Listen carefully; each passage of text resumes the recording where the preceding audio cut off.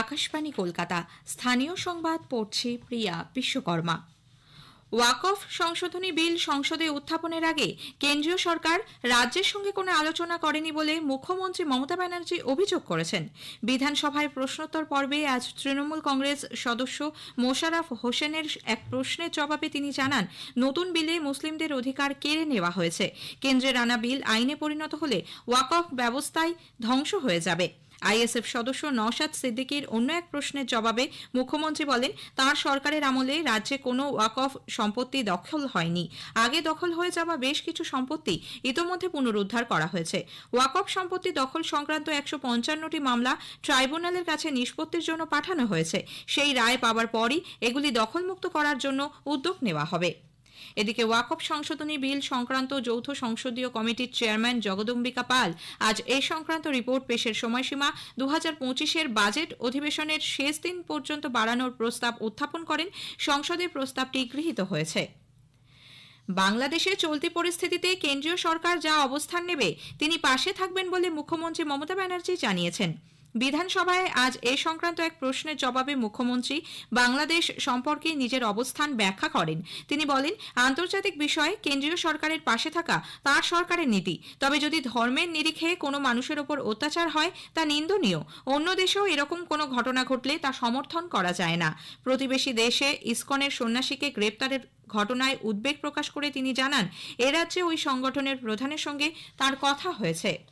এদিকে বাংলাদেশে চিন্ময় কৃষ্ণ দাস ব্রহ্মচারীর গ্রেপ্তার নিয়ে গভীর উদ্বেগ প্রকাশ করেছে ইসকন কলকাতার সহসভাপতি রাধারমন দাস বলেন, বাংলাদেশের সংখ্যালঘুরা নিরাপত্তাহীনতায় ভুগছেন।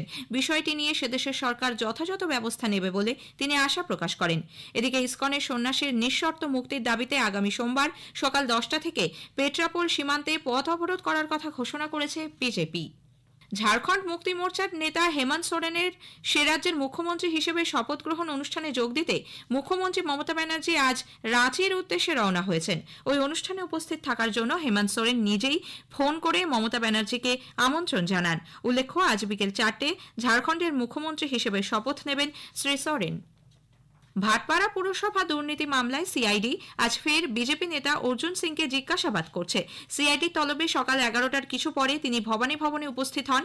এর আগেও তাকে এই মামলায় জিজ্ঞাসাবাদ করেছে সিআইডি। কলকাতার ধর্মতলার দূরপাল্লার বাসস্ট্যান্ড থেকে আজ ভোরে কলকাতা পুলিশের এসটিএফ বিপুল সংখ্যক জাল নোট সহ এক ব্যক্তিকে গ্রেপ্তার করেছে। ধৃত 68 বছরের মানোয়ার শেখ মালদার কালিয়াচকের বাসিন্দা। উদ্ধার হয়েছে প্রায় 3 লক্ষ টাকা। এগুলি সবই 500 টাকার জাল নোট। ধৃতকে আজ ব্যাংশাল আদালতে তোলা হচ্ছে। এদিকে মমতা ব্যানার্জির শাসনে পশ্চিমবঙ্গ অপরাধীদের স্বর্গরাজ্য হয়ে উঠেছে বলে বিজেপির রাজ্য সভাপতি কেন্দ্রীয় প্রতিমন্ত্রী সুকান্ত মজুমদার অভিযোগ করেছেন। এক্স হ্যান্ডেলে এক পোস্টে তিনি বলেন, পাচার, অনুপ্রবেশ সব ক্ষেত্রেই কলকাতা দুষ্কৃতীদের নিরাপদ আস্তানায় পরিণত হয়েছে। বিশ্ববঙ্গ বাণিজ্য সম্মেলনের প্রস্তুতি নিয়ে মুখ্যমন্ত্রী মমতা ব্যানার্জি আগামীকাল বৈঠক ডেকেছেন। আলিপুরের অতিথিশালা সৌজন্যে এই বৈঠক হওয়ার কথা। মুখ্য সচিব মনোজ পান্ত, স্বরাষ্ট্র সচিব নন্দিনী চক্রবর্তী, পুলিশের মহানির্দেশক রাজীব কুমার ছাড়াও রাজ্যের প্রথম সারির শিল্পপতিরা বৈঠকে উপস্থিত থাকবেন। যোগ দেবেন বণিক সভার প্রতিনিধিরাও। শিল্প দপ্তর মূলত এই বৈঠকের দায়িত্বে থাকলেও সম্মেলনের সঙ্গে যুক্ত সব দপ্তরের সচিবরাই বৈঠকে অংশ নেবেন। উল্লেখ্য, আগামী বছর 5 ও 6 ফেব্রুয়ারি বিশ্ববঙ্গ বাণিজ্য সম্মেলন আয়োজিত হবে। দেশ বিদেশের শিল্পপতিদের পাশাপাশি ভুটানের রাজা এতে অংশ নেবেন বলে জানা গেছে। থাকবে বিশেষ প্রদর্শনী ও সাংস্কৃতিক অনুষ্ঠান।